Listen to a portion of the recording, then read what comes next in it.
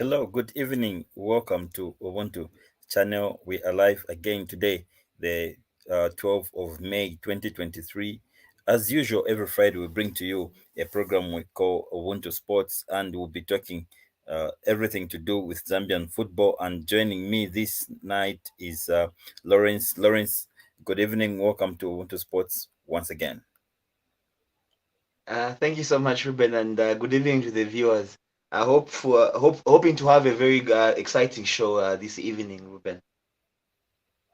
Indeed, a lot of things have been happening this week, but let's start on the. I don't know if it's a sad or a good note. The under 20 played 3 games, lost two, and ended on a positive note. Lawrence, how do you sum up their Yeah, we performance are again? looking at the under 17 at the under 17 Africa Cup of Nations, and Yep. I think we made mention about it last week. I think the first two games were really awful, and I think the last game we were playing a team that was a little bit comfortable and had already qualified, having performed well in their first two games. So we were playing a team that had already confirmed their participation in the following round, and we were trying to hang on and play by the cards. And Ruben, it even got interesting that after we beat Morocco, we were thinking we have qualified to the next round, when in fact not. Um, I think it was a misinterpretation of the guidelines and rules that were given before the tournament started. And well, we came out pants down. I think we didn't perform as expected. It was interesting because even Faz didn't know whether the team was qualified or not. It had to take a lot of time because there were a lot of queries, and they had to write a letter to CAF really to interpret what has happened. I thought these are people that are governing uh, the football in Zambia, and they should understand the rules better and ask questions where they're not clear. I think I was also um, uh, I was also shocked that Faza seemed blank. But if I remember very well, or if I'm not mistaken, the guidelines that were given, remember we had one team disqualified from the tournament because of filing in overage players, if you remember. That Yeah, should have been that's Sudan. Congo, right? Sudan. I think Congo was disqualified from the tournament, having filed in some of overage players, and so because of that, we had two That groups. was Sudan One actually. had, you say? Sudan. Sudan. To Yeah, Sudan. Sudan, yeah. So we had two groups. One had four teams and one had three teams. That meant that one of the groups were going to play more games than the other. And now, when you look at the fairness in that, CAF had decided that they will only pick the best loser from the first two games played, because the other group, they did not have the third game. So in our first two games, we lost both, and I don't know, everything was just against us. We look count goal difference. South Africa had a better goal difference. Head to head, South Africa beat us. I didn't even know what criteria Faz was using to even ask how we were eliminated. I failed to understand, Ruben. Uh, here is the scenario, Lawrence. No, when it comes to goals, we are better than South Africa. South Africa conceded a lot of goals in the other games, but head to head, we are down. So people checked the table. If you check the what do you call this app? The goal rush. The what do you call this app that we check for fixtures? If you check those apps like SofaScore, you realize that if you check the table just now, you realize that Zambia is actually on the third because them that they are using the the goal difference, but CAF uses the head to head, and that's how South Africa progressed into the next round. Interesting stuff there, Lawrence, and I don't know if Faz received the communication because after that they have not yet communicated to us, and it has been quiet from that moment since we heard that they've queried whether Zambia has qualified, whether uh, Zambia is going the next round. They were not so sure. Lawrence, are you still there? All right. It seems Lawrence has got a challenge there, but he's going to join us. We've got interesting stories to share with you tonight. We are looking at the under 17 performance. We'll also be looking at the Zambia versus Barcelona Legends game coming up on the 25th of this month to be played in Lusaka at Heroes Stadium. Interesting stuff because a lot of stories have also come up. Remember, the team wants to use the 2012 jersey, but we're being told Faz today released a communication to say they can't use the 2012 jersey because Nike might sue them. We're also told that Great Kalu is going to be part of this game. That is going to make it interesting. Lawrence, are you back now? Yeah, apologies for that. I think I had an internet interruption there. But anyway, I'm back. Yeah, Lawrence. So I was saying the reason why everyone was confused is because if you check the other apps like Flash Score, SofaScore, uh, they were updating the table according to the goal difference, and they were placing Zambia on the third.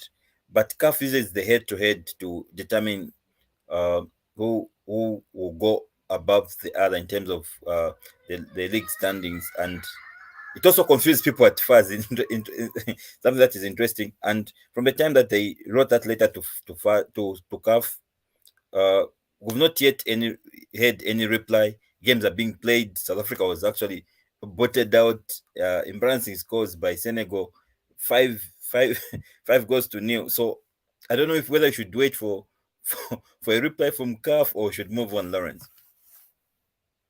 So it's time to move on. I think for me, I understood from the word go.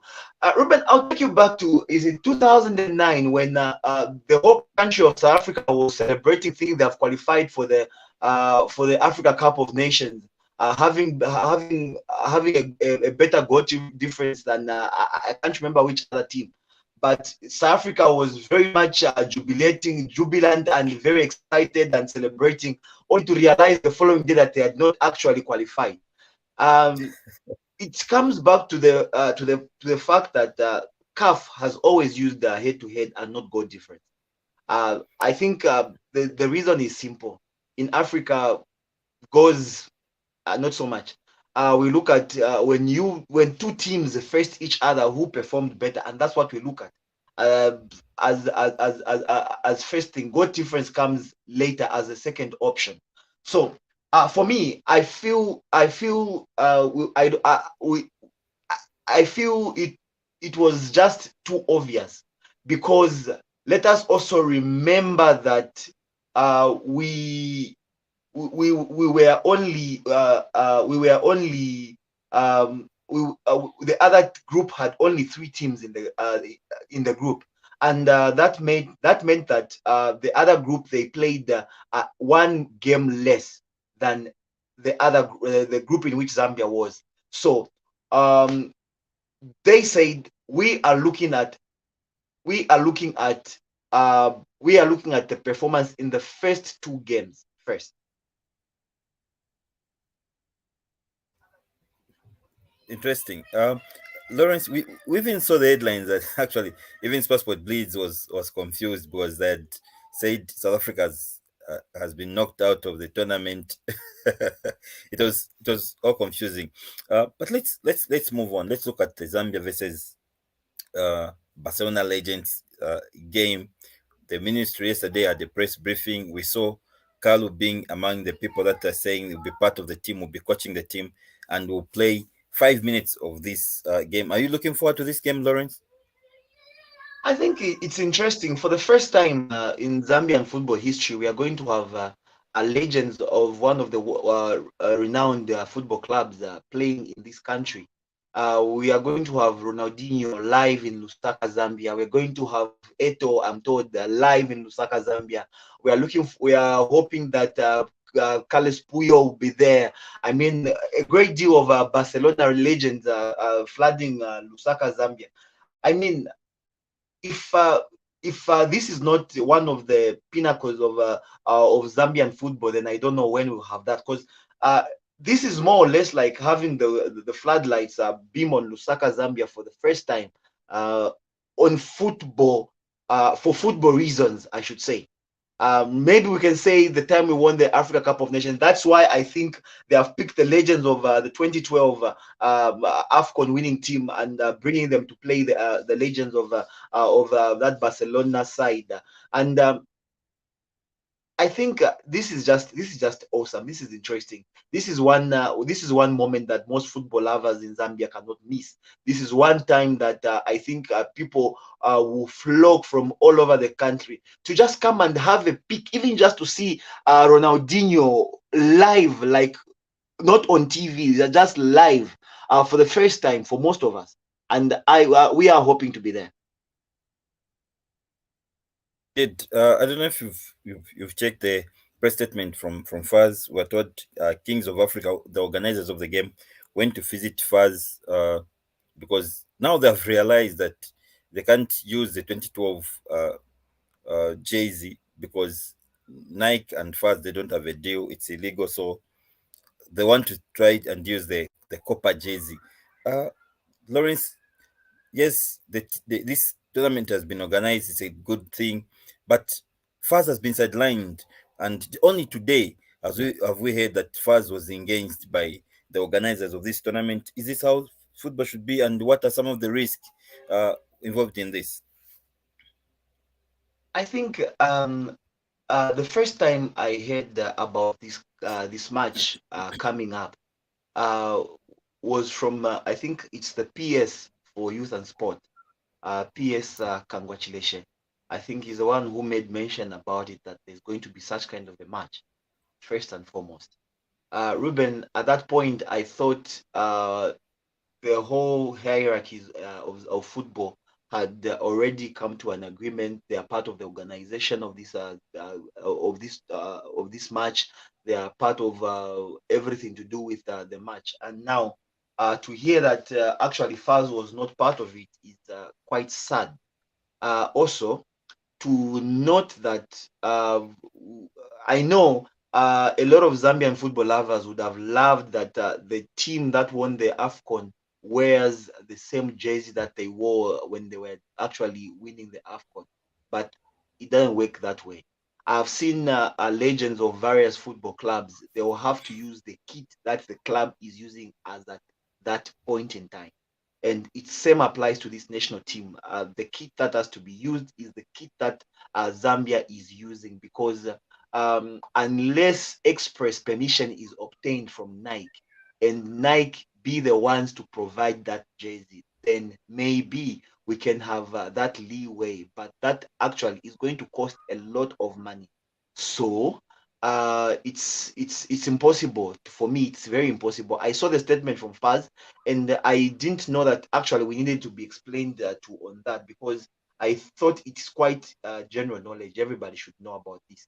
All of us should know. Even the organizers should know about this. We cannot go and use a jersey without a contract. Remember, Nike are are the owners, are the copyright owners for that jersey. They are the ones who designed it. They are the ones who made it. They are the ones who actually own it. We only use it. So um, I am sad that Faz was not involved in all this. Ruben, I'm usually seen as a hard critic for Faz, but on this one I think I stand with them. Faz has actually been sidelined on this one, and it's quite sad. We should have worked with Faz to ensure that some of these things um, should have been ironed out a long time ago.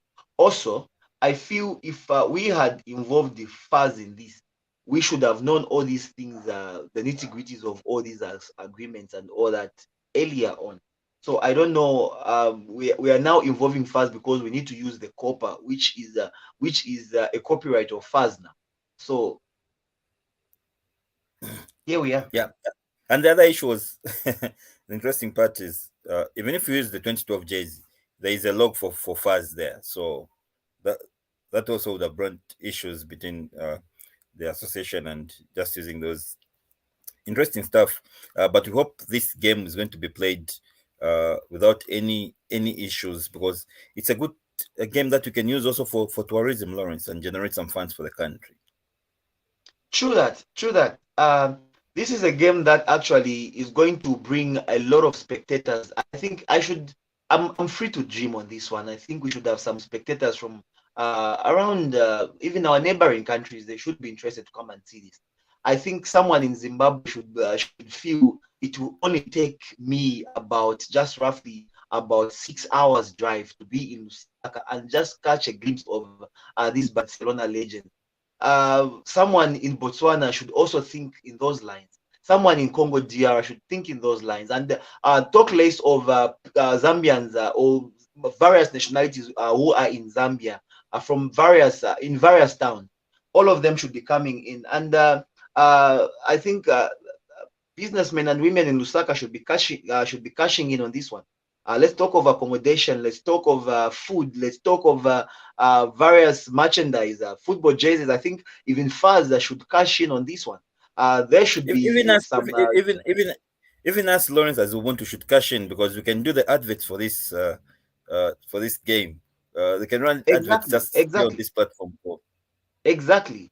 Because we are hoping to see which of the legends from both camps we can manage to bring also on Ubuntu and catch a glimpse on them, hear what their views are on. Uh, there's just so much opportunities that have come with this. yep, indeed. We want to see the legends here in Zambia, and it will be interesting. Can't wait for that moment, because it comes once in a lifetime. Lawrence, let's move forward. Power Dynamos are champions for the seventh time. It was confirmed last week after they beat Forest Rangers. So they've got two games to spare. Already they are champions. There are celebrations in the other half of Kitwe. The sadness on the Usakile side of Kitwe. It's a divided nations, but it's a yellow uh, Kitwe that is celebrating, Lauren. Let's paint the trophy yellow for now. I think Power Dynamos deserve it. It's been quite a journey from Power Dynamos, starting from week one all the way up to where they are right now. It's been quite a journey. And one thing that I've always said week in week out is that one thing that Power Dynamos had shown this whole season is that they were quite resilient. They were difficult side to beat. They were a difficult side to beat. Under what circumstances? They had their bad times. Actually, we can say they had their rough moments. They lost they lost their star man, their star striker, in the mid-season transfer window, and they went on quite a run of games without scoring a goal. But even when they were not scoring, Reuben, they were not losing. Yeah. So for me, that shows the character of a champion. Um, Kudos to them. I think there's a point when some fans tend against their coach, calling him a specialist in draws.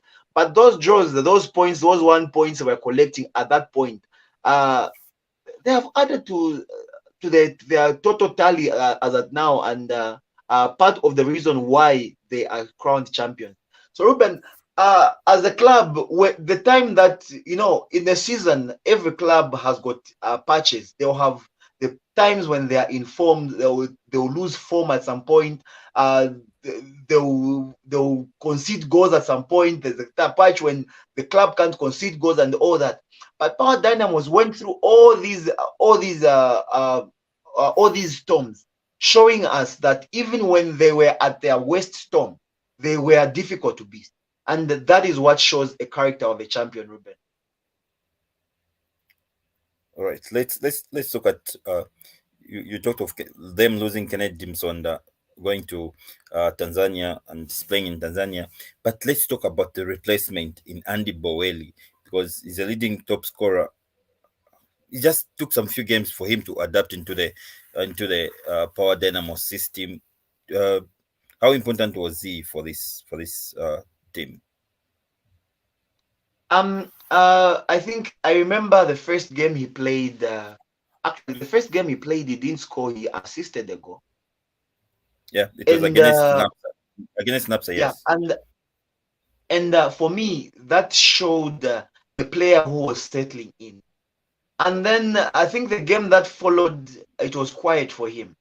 But he showed us the runs that he could make, how much of a nuisance he could be to defenders, how he was dodging defenders and all that. He showed us all that. And then time came when everything clicked for him. And he's been in the mood since then.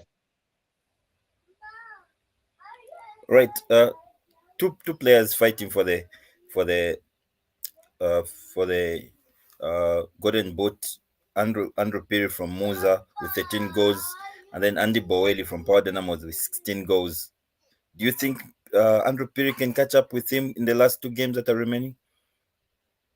No, unfortunately, no. I don't think so. It's not just about catching up, Reuben. It's like you're saying, one of he will be a sideline for the rest of, because he also has a chance to extend that. So for me, I don't think so. Let's just give it to him already. All right, that would be a good bonus for him. Looking at him getting the medal and also getting uh, the golden boot, that would be an interesting season for him. Looking at his team, where he's coming from, Lawrence Chambishi, has been relegated. Yeah, Chambeshi has been relegated too, but if you were to ask me, maybe I can say 2 months ago, if I would suspect that he would be relegated, I think I would have said no. But a tough run of games they've had. I think some of the results they have picked on, losing to Kansanshi by 2 goals to nil, losing to Zesco by 3 goals to nil, drawing with Napsa 0-0, losing to Power Dynamos 3 goals to 1. It's been quite a bad run for them. Actually, I can see, if I'm not mistaken, probably something like 6 defeats in the last 7 games. That surely should condemn you to relegation if you are a team battling relegation already in the bottom half of the team. And the opposite also can happen. If you are a team in the probably top 8 of the league and you go back to back, winning 6 games in a row, it should take you somewhere. It should take you somewhere. Looking at CAF positions, that's just how it is. But if you are in the bottom, below 12 position, and then you go ahead and lose a 6 on a bounce, doesn't help. Right. Lawrence, looking at the same Chambishi, the, people are saying it's because they failed to find the replacement on Andy Boeli after they sold him to Power Dynamos. Well, you can say after they sold him to Power Dynamos, but let us just face it. Let us just face it. Tambishi, how they've performed from let's say September. That was before Boeli even left.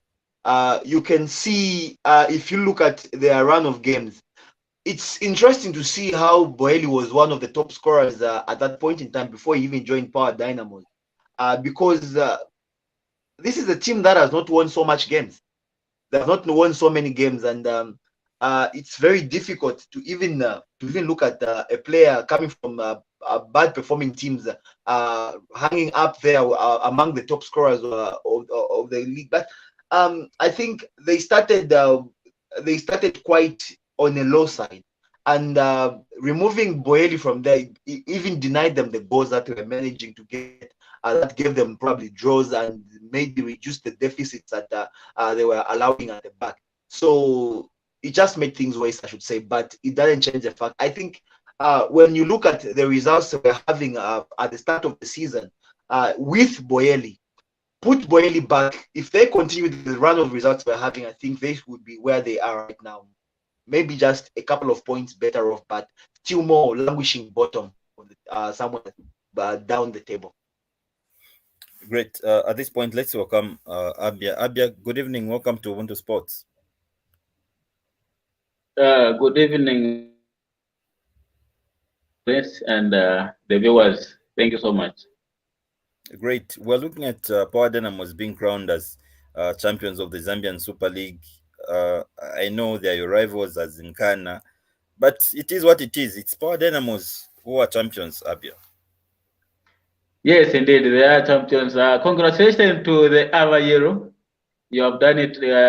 You have done it once again, and let's hope you follow the footsteps of the Red Devils in Ghana, because we are the most successful club, winning most of league in the Zambia Super League. So it's good that the Avayero, they are following us. So congratulations to you. Thumbs up for the coach, technical bench, and all the sponsors that are sponsoring Power Dynamos.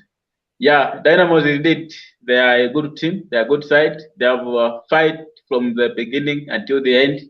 This is what we call consistency. So our only encourage for them is when you are heading to CAF competition, please prepare very well. Don't ashame us. Don't ashame us. We shouldn't be ashamed just because of the playing style. The people, they talk too much. They say Zambia Super League is not competitive because in the first round of the CAF, team are booted out. So please, the Avayero, prepare very well this time so that you can take us the flag of Zambia higher and higher. Thank you so much, Reuben. Thanks. Talking about of the CAF Champions League, Lawrence, do you think the Power Dynamos are ready for CAF Champions League?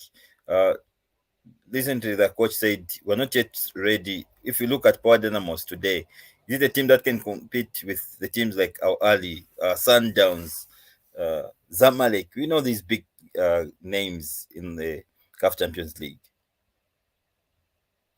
Reuben, for you to be consistent performers in the CAF Champions League, I think you need to be consistent in presence there.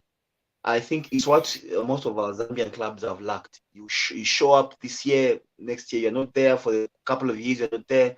You show up 1, 2, 3 times, then all of a sudden you disappear, and the cycle goes on and on. But you see, Reuben, if we roll back the years, probably 8 years ago, Sundowns would not have been in the conversation right now. Would have been talking about Kaiser Chiefs and Orlando Pirates bossing the South African flag at CAF Champions League. But Sundowns have turned the tables around, and they have managed to win the PSL in South Africa quite a number of times ahead of these big guys that we've always known in the past.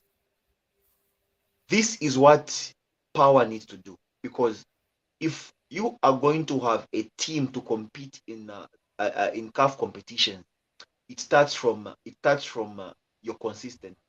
What I'm trying to say is that if you are going to compete this year, you only reach probably up to the group stages of the competition, right?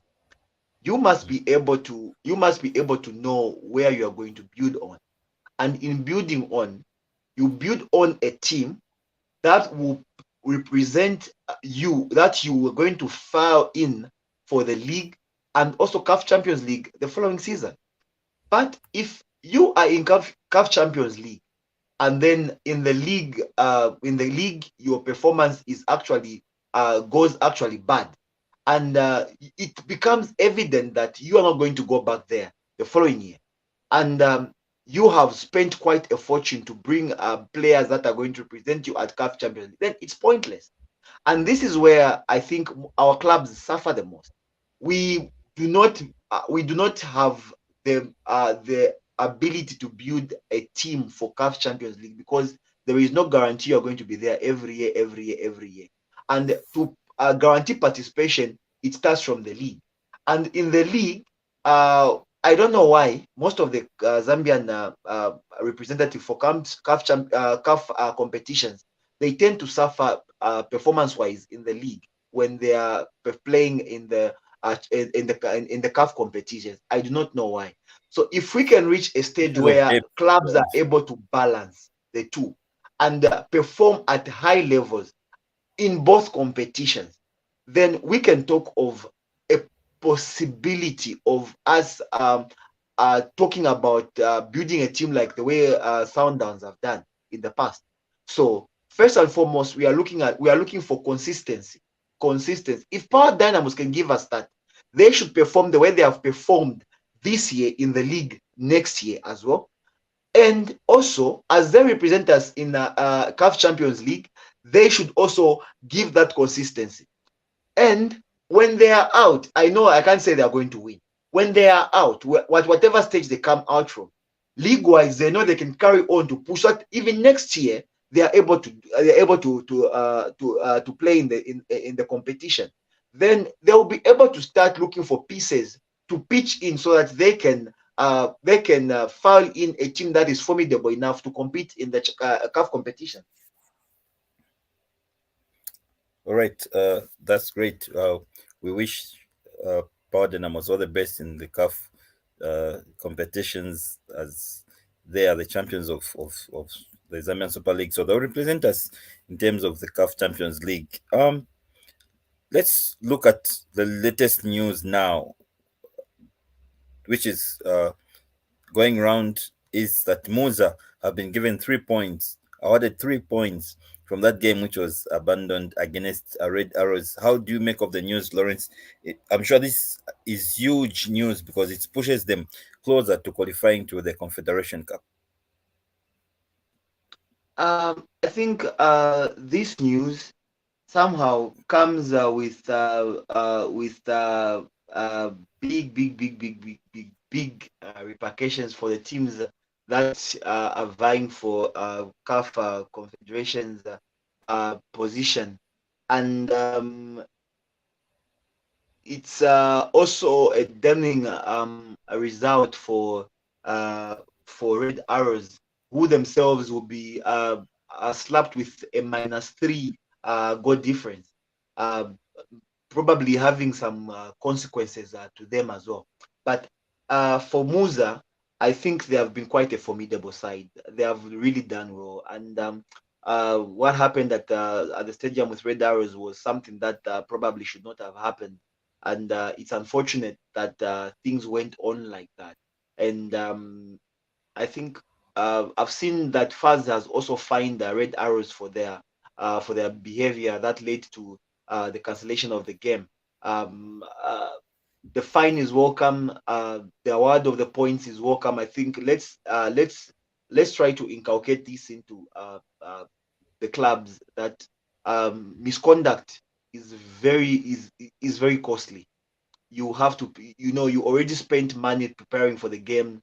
You spent money in when it comes to player salaries and allowances for the games, probably camp allowances as well. You had to keep players in camp in preparation for the same game, and then on top of that, you end up paying a fine and actually being slapped with a defeat or a 3-0 loss, and all the consequences that come with that. I think clubs should come to think twice about some of these things.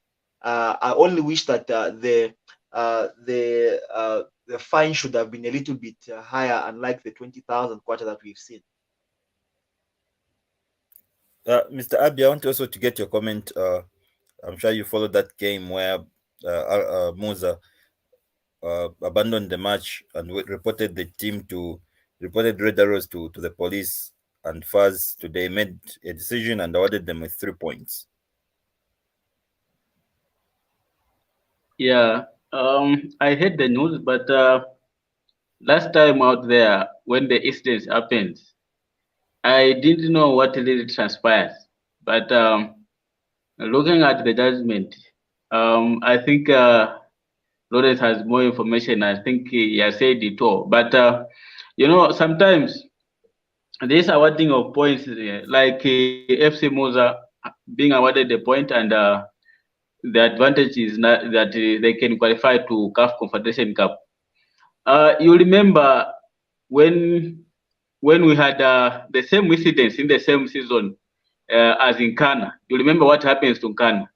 We won the league with I think it was we were awarded even if it was 9 or 12 points the game that were abandoned, and in Ghana were beneficiary of 9 or to 12 points, like somewhere there. And it also came out that after being beneficial of that points, it made us in Ghana to win the 13th or the 14th Premier League. You see that? But when we went to CAF Champions League to play the CAF Champions League, we are not competitors. We are just participants. This is the advantage. The disadvantage is when you are awarded the 3 points and you think you are champions, while you are not. So let's hope this will not happen to FC Muza. This should not be a disappointment, or I don't know, for the lack of better terms I can use, but this should not be take advantage of FC Muza to qualify then and fail to perform if they have to qualify to CAF Confederation Cup. It is what it is, because the disciplinary committee has ruled it. We cannot disqualify it. So we need to accept it, and even them as FC Muza, they accept it. But this is the advantages. When you benefit more points without competing, you end up not give a good competition in the that you are having, if it is CAF Confederation Cup.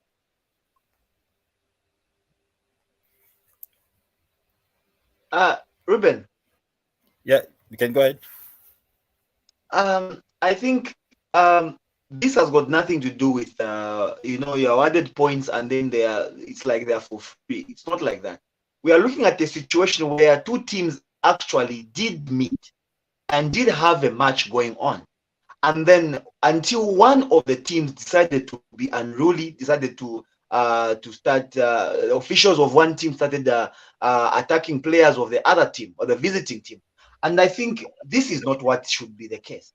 I know to some extent I'm one of the advocates that believes that football should be played on the pitch and not in the boardroom where people just decide on who to award points. That should not be the case. But we reached to these levels because of the behavior of some clubs. We are here because Red Arrows misconducted themselves, especially the club officials, which is something that should not have happened. So we are left with no choice but to deal with the things boardroom-wise, because pitch-wise, one of the teams felt like, maybe, I don't know, there could be a number of reasons as to why officials behave like that. One of the reasons, I think, we used to do some of these tactics when we are in high school playing football, and we know that we are playing it against a very good team, and we'll find all other means to make sure that the game is cancelled. Sometimes there's a pomporo ramabola. We'll do all sorts of tactics to ensure that some of these things don't go ahead. But we do not know why they behaved in those lines. We cannot really judge as to why. And well, the fact is that it happened. So what do? We cannot subject Muza to more costs to travel again for the same game and start playing the same game when they already did. They spent a lot of money to put fuel in their roster all the way to go and play Red Arrows. They did what they could. That we should not add more pressure on them. So I think because of that, I believe we are left with no other options. This is Zambia, where resources are quite not so much, and we should be utilizing the little that we have to the best of our ability as much as possible. That is what I think. And I think as the soccer fans and as match officials for the clubs that are playing the Premier League, and even elsewhere in the lower divisions, whatever, they have to behave. There is, football has got to lose. You see, when the other team misbehave, follow the right procedure of writing to the fans and complaint, and not the complaint, than showing those misconduct in the pitch, attacking a player. That is not will not give Zambia EPL forward. You see, when we say forward, we mean that if discipline is being maintained in the Premier League, those teams that will qualify to the CAF Champions League, CAF Confederation Cup, will have a good competition in that CAF, and the Zambia Super League will be said, will be highly appreciated, because the other teams, the other players from other countries, will be said, will have that courage to play in the Premier League. You see that?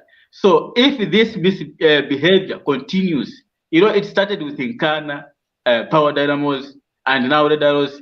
Tomorrow we'll see FC Muza even at their home backyard. So this is not a misconduct where we can condone. No, this behavior must be changed.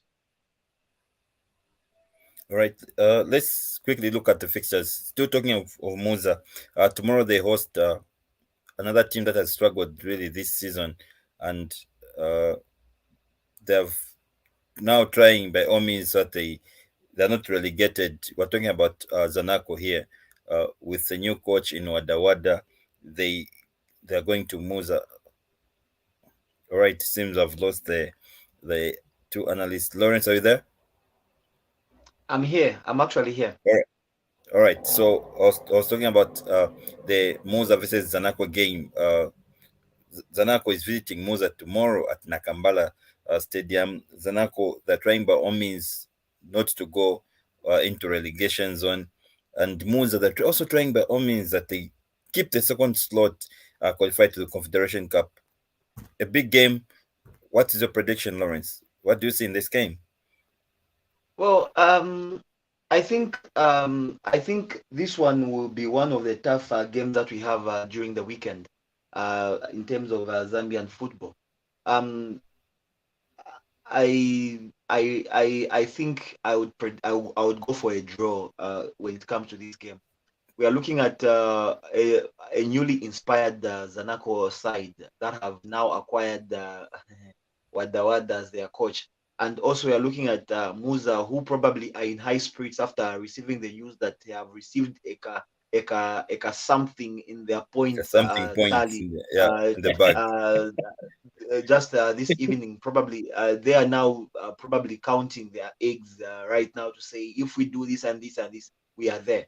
But it would be good to see Muza actually go CAF Confederations Cup and all that. But I think it's going to be tough when we look at tomorrow's affair. It's going to be quite a high octane kind of game with low scoring profile. Maybe one apiece or maybe nothing at all in terms of goals department. All right, Mr. Abia, what's your prediction over this game? Yeah, this game is very difficult to predict. What I can say is 90 minutes will tell, because I know FC Muza, when they're playing at their home backyard, it's a team that really managed to protect the goalkeeper very well, and it's also a team that usually know where the goalpost of other teams is. You see, so FC Muza is FC Muza. And talking about Zanaco, it's a big club, and also is also fighting relegation. Thank you so much, Zanaco, that you have replaced Nkana. Last season it was Nkana battling for relegation. Now it's Zanaco. So Premier League is now getting more exciting. So I think I hope for a win for Zanaco, because if they drew or they lose, it will be bad to see Zanaco playing in the lower division. So I just wish them to win tomorrow. If they fail, anyway, it's bad luck for them. But please win the game tomorrow, so that at least you can stay.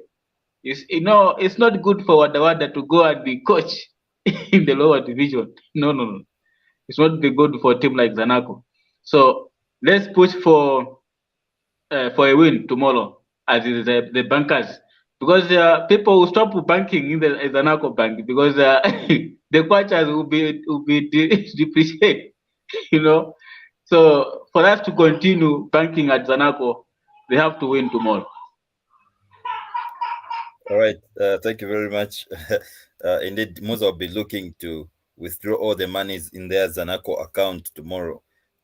We hope all the best. Another game, interesting game. Let me start with you, Mr. Abia. Zesco is hosting Nkana. What do you see in this game? Nkana, they're not playing for anything now this season. They just want to finish on a positive note. Meanwhile, Zesco has got a chance to qualify for the CAF slot. Reuben, we are coming from Eros, so we won't allow Zesco to work on us. We'll make sure that we use and utilize Zesco to cook Shima for the match officials of Zesco to eat, so that they can know that it's in Canada, the Red Devils. No doubt tomorrow, Ruben, we are going to get all the 3 points from Zesco United. Right. No matter how much the scoring will be, but the 3 points is ours. Getting some background noise there, Mr. Abia. Lawrence, how do you see this game? These are the games that you would want to watch, and these games would decide who gets the trophy, but not anymore. It's a different season, especially for Nkana. We are used that every time Nkana is supposed to be playing for trophies, Zesco is supposed to be playing for trophies. But now Zesco is struggling to get a slot to play Confederation Cup. Nkana just playing for fun now, just hoping to finish the season on a strong note. I don't think coming out with any points here. I think let's be realistic here. This has been quite an unusual season for Nkana, and things are not just changing anytime soon. Zesco have got everything to play for. They have got so much at stake for them. So we are back. We are back. We are back. Where did you go? That's the question. Back from where? We are back from fighting relegation. We are now fighting for top 4. So kudos for the previous win that Nkana had. Obviously a 2-0 win. They came away with from that was 1-0 win actually from NAPSA, where they scored just in the dying minutes of the game. But on this one, I think the score will be too much for Nkana, and I would go with this score. We'll see at level. All right, we'll keep our eyes open on that, and we'll be checking on the scores. Let's look at the last game that will be played on Sunday. Power Dynamos, of course, already champions. They'll be welcoming Prison Leopards, and I'm sure they'll be given that guard of honor in front of the fans, and the trophy will be presented to them. Lawrence, how do you see this? Do you think maybe Prison Leopards will want to spoil the party for Power Dynamos? Well, they're just not spoiling the party. Whether they win, whether they lose, they'll just lift the trophy. There's no spoiling the party here. It's that scenario. I think I've seen it before in football where a team has lost, and after the final whistle, they are celebrating. It's like Reuben. It's a game where you are playing Champions League semi-final, and you won probably you drew. Let me say 2-2 away from home in those days when we had the away goal rule, and then you come back home and draw 1-1, and then you just burst into celebrations. It's one of those things that I think we shall see. But still, Power Dynamos will not want to end on a low by losing to 10th place Prison Leopards. I think they will put in their all, and they should manage to to collect 1 or 3 points. Mr. Abia, how do you look at this game? Do you think Prison Leopards just want to frustrate the Power Dynamos fans, even if they've come for the party? May show them, even us, we can still collect 3 points at your stadium. Yeah, and I think for Prison Leopard it's too late for them. Power Dynamos are champions, and when you are playing at Arthur Davis, the problem where it is that those guys, they want to show their fans that they are really champions. So I don't think Prison Leopard will find it easy to play with Power Dynamos. They will surely make sure that they beat Prison Leopard so that they lift the trophy with a higher happiness, or I don't know for the like better terms, but no doubt tomorrow, Reuben, these are our neighbors. We are playing in the Quito Giants. We are called Quito Giants. But Power Dynamos, they are really powerful this season. They will power Prison Leopard. They will make sure that a Leopard is being beaten. So a win for Power Dynamos tomorrow. A win for Power Dynamos. Thank you very much. Let me get your last thoughts, guys, your conclusion, and which games you'll be looking up to this weekend. Let me start with you, Abia. Here in Eastern Province, we don't have games because there is cases that are being pending in the first disciplinary committee because of other games that were abandoned. But Chipata United are champions. So since there will be no games here at the weekend, I will look forward to see or to watch the game between Ankana and Azesco. If they will televise at SuperSport. If they will not, we'll stay glued to the ZNBC Radio 2. They are good to hear Chipata broadcasting. So we'll make sure that we'll follow that match. If not, they will not be available at radio and SuperSport. We'll follow it live at internet. I will follow it live. Yeah. So I want to see Nkana win. I want to see also Power Dynamos win. The other thing is I want to urge these teams that will qualify for this competition, CAF Champions League and CAF Confederation Cup. Please, prepare. When we say prepare, when the league is off, you start preparing. Where are the loopholes in the team? Amend them. We don't want to see the first game besides the Premier de Agosto. You are flushed out. We don't want to see that in the Premier de Agosto, the team from DRC, being knocked out with them. It's a big disappointment. So those teams that will qualify, make sure that you prepare, you take us a Premier League and a Zambian flag higher so that you can see competition there. We shouldn't qualify just with the idea of participating. No, we have participants so much, but we need competition right now. Thank you so much, Lawrence and Reuben. Thank you, Mr. Abia. And we wish Chipata United all the best when they come for the playoffs, so they can qualify to the National League. We want to see a team from Eastern Province in the National League, and actually, if they can make it coming to the Zambian Super League, we want to see that stadium being put to use, the David Kawanda Stadium. We want Zambian Super League to be played in that stadium. Lawrence, over to you. Which games are you going to be watching, and what are your expectations? I think first and foremost, I'll make mention that we had quite an exciting game between NAPSA and Fole Malembe just this afternoon. And it was quite a low profile kind of a game till I think the last 5 minutes, and Fole Malembe scored in the 87th minute to lead NAPSA Stars, who went on to equalize in the 7th minute of extra time, Reuben. What a dramatic end to the game in that was played this afternoon.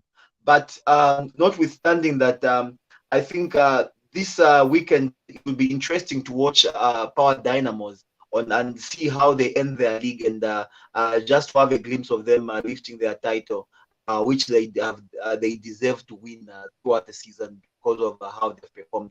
We have spoken about their performances, I think, from the match week 1 up to now, and we still continue to praise how they have gone about their business this season.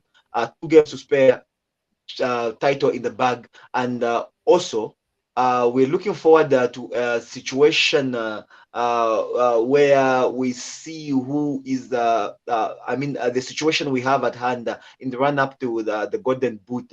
Who exactly is going to win it?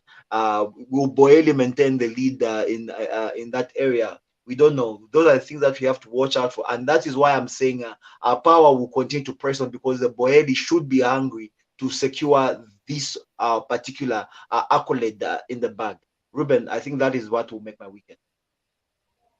Thank you very much, Lawrence. Thank you very much, Abia. Uh, I was there, Lawrence, for the game against for Naps and Forest Rangers. It was an interesting match. Uh, After all the attack by Napsa, and then they just allowed a goal in the 87th minute, somewhere there, 88th minute, and the whole stadium was quiet. Remember, they had announced that since it was their last game playing at Hero Stadium, they invited everyone to come for free so that they can watch the last game and say bye to the fans. The whole stadium was quiet. Only a small section that Forest Rangers came with in terms of the supporters were making some noise. Uh, Interesting decisions from the referee, I can tell you, Lawrence. There was like a delay from Alan Chiwe in starting the play, and and the referee awarded an indirect free kick, and it was just interesting. Other than an indirect free kick, gave it to Napsa. Napsa didn't utilize that chance. Then there was a questionable handball that was given as a penalty. It made a lot of noise, but of course, Napsa being at home, the supporters were happy and all that. Anyway, it's a topic for another day. Uh, Gents, this is where we end this week's Ubuntu Sports. Next week, when you come back, let's prepare because we've got a big game in the APSA final. Musa versus Forest Rangers. We'll be discussing on that game, and we hope you join us same time next week on Friday. But for now, it's bye bye from us. See you next week.